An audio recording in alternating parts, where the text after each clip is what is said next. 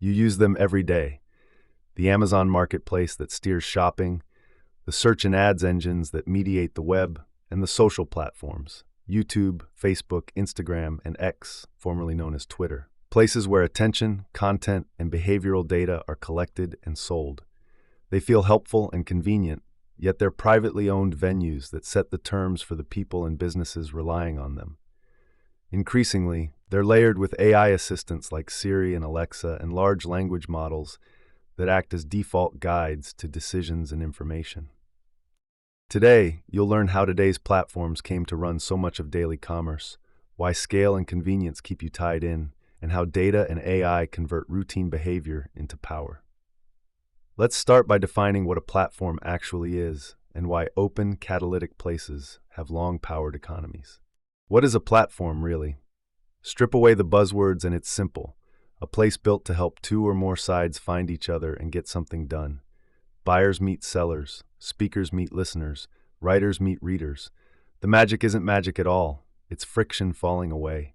Discovery gets easier. Trust gets a boost. People can coordinate, transact, and move on. Town squares and bazaars did this in the past. Today, it's software doing the same job at far greater scale. When the place works, activity compounds. More matches, more deals, more value. That's the catalytic power at work. Platformization is what happens when that catalytic place stops being a niche tool and becomes the organizing model for whole markets. Instead of one firm doing everything end-to-end, an open, enabling platform lowers the bar to participate, so smaller producers and specialists can plug in. It also stays adaptable, because the core infrastructure is neutral about specific uses. New products and behaviors can emerge without rebuilding the system each time. That neutrality matters. Infrastructure designed for a single use tends to age into a bottleneck. Infrastructure designed to host many uses tends to endure and keep activity flowing. This is why so many big technological leaps favored designs that allow many evolving applications rather than enforcing one fixed way of working. In the 2000s, this looked like a path to widely shared prosperity. If platforms made participation cheap and coordination easy, wouldn't power disperse to millions of creators while slower incumbents faded? The reality proved more complicated. The hosts of these digital places, think Amazon's marketplace or social platforms like YouTube and Instagram, do not operate like public squares. Their incentives, governance, and growth strategies differ. As they scaled, they often kept the catalytic benefits while consolidating control over surrounding activity. To understand that shift, we have to look at the economics of the place itself, because the same architecture that enables exchange can, under different conditions, redirect a growing share of gains to the host. In the next section, you'll see how neutral marketplaces tip into extractive systems. A platform that once made participation easy can, over time, start skimming more of the value created by buyers, sellers, and creators. How does that happen? First, it makes itself indispensable by stripping out the hassle of finding, trusting, and transacting. Once everyone's inside, that central seat gets used to rewrite the terms. On Amazon, for example, early low fees and easy fulfillment drew in small sellers. Later, sponsored placement became table stakes and total take rates climbed, squeezing margins. You see the change in creeping tolls, more pay-to-be-seen placements, data used to steer outcomes, and a steady tilt of the whole venue toward the host priorities rather than the participant's success. There's a rhythm to it. Prices come down and habits form until buyers and sellers can't do the same volume elsewhere. Rivals get thinned through buyouts or aggressive pricing, so the outside options that once kept things honest fade away. The host then studies which dependent businesses are thriving and launches its own versions, while nudging search and ranking to keep those house offerings front and center.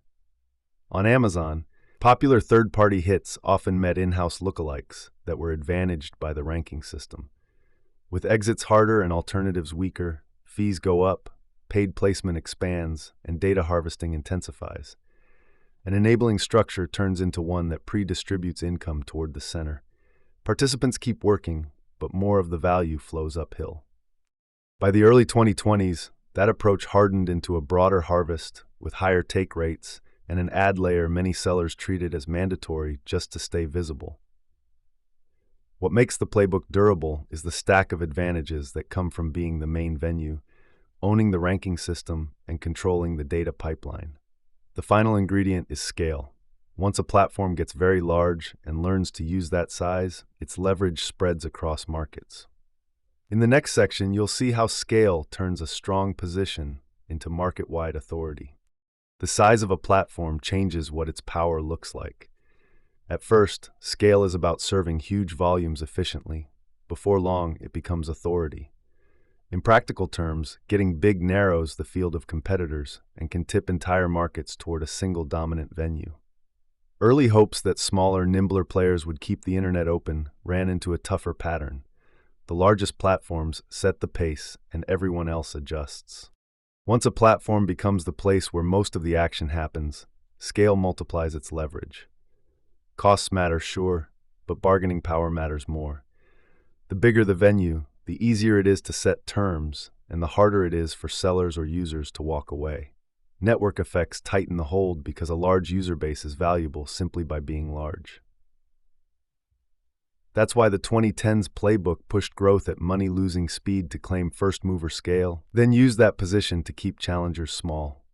One reliable tactic was to buy potential rivals and deny them the scale they needed, locking in default status for millions. Scale does, however, come with a cost. Big organizations bloat, coordination gets messy, and internal efficiency levels off. But the strategic edge can persist anyway because control of the venue, the ranking systems, and the data streams doesn't depend on being lean.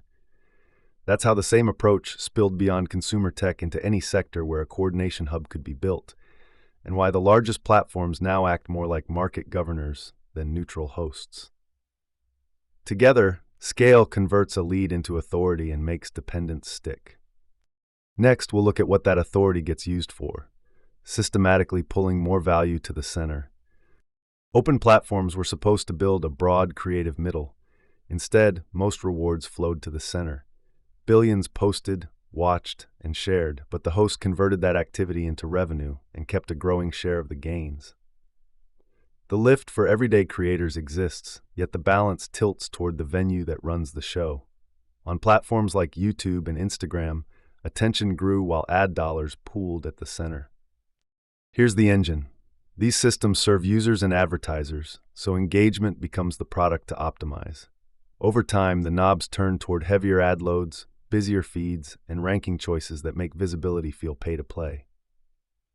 Participants supply the raw materials, attention, content, and a constant stream of behavior, while the platform packages the audience and treats those signals as a strategic asset. That's where predictive data bites. Spotting patterns across large populations lets the host sell sharper targeting and entrench itself as the default place to be seen. There is one visible win: the influencer. A few translate large followings into real income, but the role looks less like ownership and more like continual labor under rules someone else writes, with burnout common and earnings swinging with the algorithm. In the bigger picture, the footprint remains modest next to the wider economy. So what's the takeaway? The energy of millions moves through a system that predistributes gains toward the hub, leaving a dependent commercial class with fewer outside options and thinner leverage. Next, we'll look at why so many stay anyway, and how convenience and design choices turn dependence into daily habit. The core move is simple to understand and hard to resist. Platforms compete to be the most convenient place to do everyday things, and over time that comfort turns into dependence. Engagement tricks matter, but the bigger wager is on ease. Make the default so smooth that creating a new account elsewhere or shopping in a different place feels like needless effort.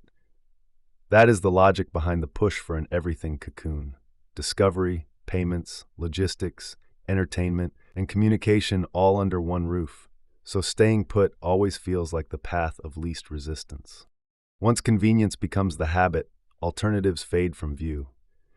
The option you use every day becomes the only option you seriously consider, and avoiding it starts to look eccentric. That is why switching costs are described as the real foundation of retention. The more a service wraps together identity, content, devices, and services, the more leaving threatens daily routines, purchases, and social ties. The aim is a cocoon that covers more of life, so the idea of moving feels heavy. This strategy also explains a wave of investments that, in an earlier era, would have looked like distractions from the real business, buying studios, sports rights, and other attention magnets. Here, they're deliberate retention tools designed to deepen loyalty so the platform stays your first and easiest stop for everything. In that contest, the prize is allegiance measured in staying power, and the house edge grows with each layer bundled in. The economic meaning shows up in aggregate. The venues that make everyday life effortless become the venues that shape markets. The next step is the engine under the hood. All that time and repetition generates behavioral data that can be used to anticipate what people will do next. In the next section, we'll see how prediction turns convenience into control. The reason data matters is simple. Patterns allow better guesses about what comes next. Prediction works best in bounded, well-measured settings where signals stand out from noise. In those conditions, more and better structured information improves the odds, and modern platforms have built prediction machines that thrive wherever behavior repeats and can be labeled, from sports stats to image recognition. That offers a huge advantage. The most advanced predictions around everyday behavior are produced with private methods, private data, and results that rarely leave the house, turning ownership of the platform into ownership of the forecast. Platforms convert that forecasting ability into cash most directly by pairing it with persuasion. Targeting becomes more precise, waste shrinks, and advertisers pay for a higher likelihood of a click or a sale, which is why the biggest players booked hundreds of billions in ad revenue while refining who sees what and when. The edge also comes from modeling groups, not just individuals. What you do helps map people like you, making the system more effective over time. Data also compounds power beyond ads. Keeping the best datasets, techniques, and outcomes in-house creates a feedback loop where success funds better tools and attracts talent, pushing rivals further behind. That loop points toward the next step, because the most striking new products are themselves prediction engines trained on massive, patterned datasets. Image collections built for labeling helped unlock breakthroughs in recognition. Large language models extend the same logic to text, turning repeated human expression into probabilistic forecasts about the words that should follow. Convenience-generated behavior becomes training material, and training material becomes productized prediction layered into the platform. In the final section, we'll look at how those AI layers tighten dependence and broaden the platform's role from gateway to guide. If convenience and prediction make these platforms so sticky, the next question is simple. Who sets the rules of the place? Think of the state as the caretaker of the venue where we all meet.